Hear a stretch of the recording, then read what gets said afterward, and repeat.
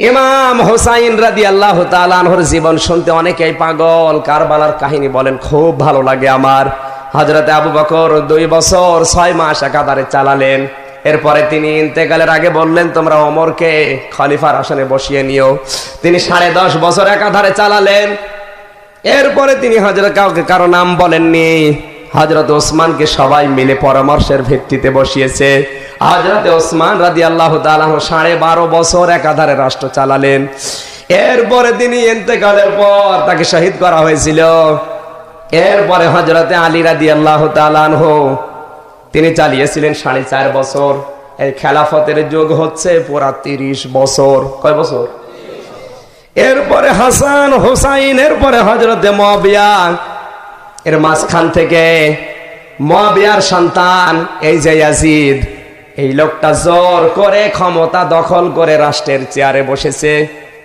কয়েকজন সাহাবী ওই সময় বড় বড় ছিল, ইবনে মাসউদ, ইবনে আব্বাস, আব্দুল্লাহ ইবনে মাসউদ, হযরত হুসাইনের মতো সাহাবী। তেনা বললেন, না, ইয়াজিদকে আমরা মানতে পারি না একটা কারণে লোকটা মদখোর। কি? আরো জোরে বলেন।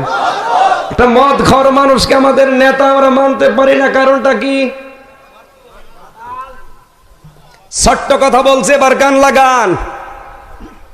মুহররমের শিক্ষা নেওয়ার জন্য আপনি এসেছেন। ইমাম হুসাইন ওই দিন মেনে নিলে কোনো ঝামেলায় থাকতো না। ঝামেলায় তো এই জায়গায়।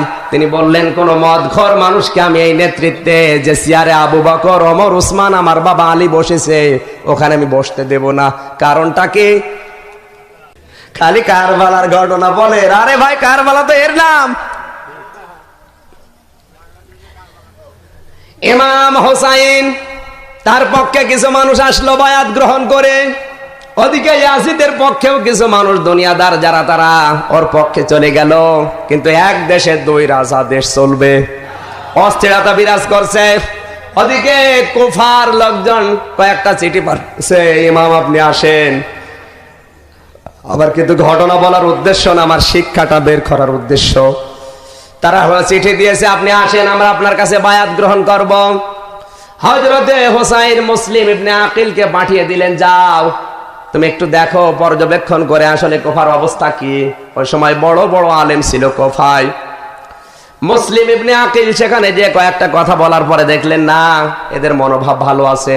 তিনি সঙ্গে সঙ্গে চিঠি লিখলেন, ভাই আপনি তাড়াতাড়ি চলে আসেন, সবাই আপনার জন্য উদ্গ্রীব হয়ে আছে। ইমাম হুসাইন 78 জন সদস্য নিয়ে, পরিবারস্থ লোকজনকে নিয়ে তিনি চললেন। ফোরাতের তীরে পৌঁছানোর সঙ্গে সঙ্গে